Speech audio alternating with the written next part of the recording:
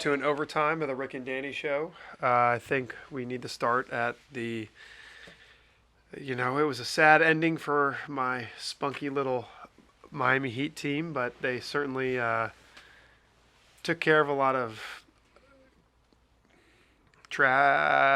other teams along the way. They beat their two biggest rivals in the New York Knicks and the Boston Celtics, so that was great. And like I said before we did the playoff preview, the fact that they even went as far as they did was pretty spectacular. And they lost to clearly a better team with Jokic, who's obviously a transcendent player. So you can't not too upset about it. Obviously would have loved if they had won. But the fact that we crushed the dreams of all the fans in Boston and New York, I'll take that as a pretty solid consolation prize. Danny, did you have any, as an unbiased observer of the NBA playoffs, did you have any thoughts? Yeah, they were obviously outmatched with the Nuggets. I think every team that played the Nuggets was outmatched this year. I think what I hear is whispers of Damian Lillard maybe wanting to go to the Miami Heat, which we'll see. Is going to be trouble for the Boston Celtics, I'll tell you that much. If they keep Jimmy, get Damian Lillard, wow. I don't think Boston's going to come out of the East. Yeah, it'll be interesting. I mean, the Heat need to definitely retool. They're probably going to lose Gabe Vincent and Strus because they're both unrestricted free agents. So it'll be interesting to see how things shake out. There's also a lot of Boston talk about Jaylen Brown and signing him to a max extension and what do you do. So, there's unrest in the I don't think Boston knows what they want to do or should do. What do you think, Brenna? But I did just see a rumor. It just came across that I'm sad. There's apparently a proposed potential trade where Kristaps Porzingis is going to go to Boston, Marcus Morris and draft compensation to Washington, and Malcolm Brogdon to the Clippers. So who knows if that's going to be happening, but I just saw that on my Twitter feed. We're 1 day away from the NBA draft, which is tomorrow night.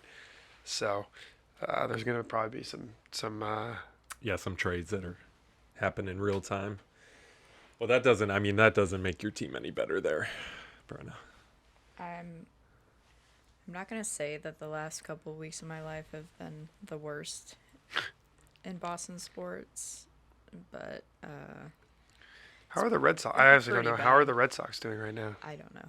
Oh, we swept the Yankees. You're a great fan as always. Listen, we swept the Yankees, but they're up and down. And honestly, after the Bruins and then the Celtics, it's been heartbreak city. Yeah. And Thomas is the biggest jerk about Boston sports, like rooting against them. And so I had to go to bed early on the final game, and I was gonna watch anyway because I'm not gonna jinx it. And I'm laying in bed about to fall asleep, and he was watching some stupid movie, and then I just hear from our living room just the roar of cheers, and he put the final game on, the Celtics Heat, and I was like, you are. I texted him, I'm like, dude, you suck. Yeah, it kind of was really you suck. really sad the way it worked out for you guys because you got down 3-0. It was so embarrassing. And then to a team that clearly, like I said at the beginning, the Celtics are much more talented and should have put away very quickly. Then you came back to make a Game 7, which obviously at that point you have to feel fairly confident. You're in Boston. It's Game 7. You've won 3 in a row. All the hype, too. All the hype in comparisons. All the clown, they brought out the clown show, Red Sox teams. They started talking about all that nonsense.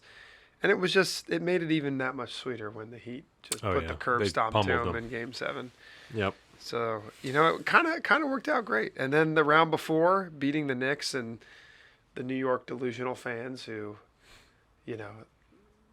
this was the first time they've tasted the playoffs in a long time. So they were out losing their mind, and just to put them out of their misery, and that almost as annoying as Boston fan base as the New York Knicks fan base. So how dare you? How dare you? It was how dare you? I think it was not true. Overall a very enjoyable postseason run for Team Rick over here. Yeah. I also just want to say that I'm pretty well versed on sports. Obviously basketball is not my shtick.